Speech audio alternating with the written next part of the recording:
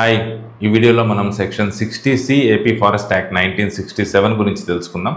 ఈ సెక్షన్ ఏం చెప్తుందంటే ఇల్లీగల్లీ అక్వైర్డ్ ప్రాపర్టీ అంటే అక్రమంగా సంపాదించిన ఆస్తి దాని మీద కంప్లైంట్ వచ్చినప్పుడు డిఎస్పీ స్థాయి అధికారి దాని మీద ఎంక్వైరీ చేపడతారు.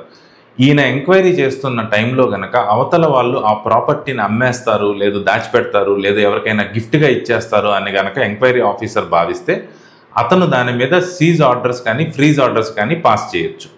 సీజ్ ఆర్డర్స్ అంటే గవర్నమెంట్ కనుక ప్రాపర్టీని స్వాధీనం చేసుకోగలిగితే అలాంటి సందర్భాల్లో సీజ్ ఆర్డర్స్ ఇస్తారు. ఫర్ ఎగ్జాంపుల్ ఎర్రచందనం. ఆర్ గవర్నమెంట్ కనుక ప్రాపర్టీని స్వాధీనం చేసుకోలేదు అనుకున్నప్పుడు ఫ్రీజ్ ఆర్డర్స్ ఇస్తారు. ఎగ్జాంపుల్, అతను కొంత ఎర్రచందనాన్ని అమ్మి ఆ అమౌంట్ని బ్యాంక్ అకౌంట్లో పెట్టుకొని ఉంటే ఆ బ్యాంక్ అకౌంట్ని ఫ్రీజ్ చేయమని ఆర్డర్స్ పాస్ చేస్తారు. ఇలా పాస్ చేసిన ఆర్డర్ కాపీ దాని ఓనర్కి ఒకటి ఇవ్వాలి అండ్ 48 అవర్స్ లోపల దాన్ని ఇతను పై అధికారులకు చేర్చాలి. సో వన్స్ పై అధికారులకు ఆ ఆర్డర్ కాపీ చేరిన తర్వాత 30 డేస్ లోపల దాన్ని వాళ్ళు కన్ఫర్మ్ చేయాలి. ఈ 30 డేస్ లోపల కనుక కన్ఫర్మ్ చేయకపోతే ఆ ఆర్డర్ ఇన్వాలిడ్ అవుతుంది. ఫర్ ఎగ్జాంపుల్, రవి అనే పర్సన్ దగ్గర ఇల్లీగల్లీ అక్వైర్డ్ ప్రాపర్టీ 1000 kgs ఉందనుకున్నాం.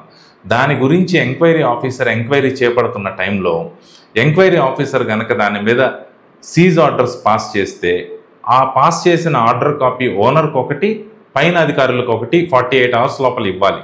పైన అధికారులు దాన్ని చూసి కన్ఫర్మ్ చేస్తేనే ఆ ఆర్డర్ వ్యాలిడ్, లేదంటే అది ఇన్వాలిడ్ అనమాట. సో రవి దాన్ని తీసేసుకోవచ్చు వెనక్కి. That's all about this section. Thank you.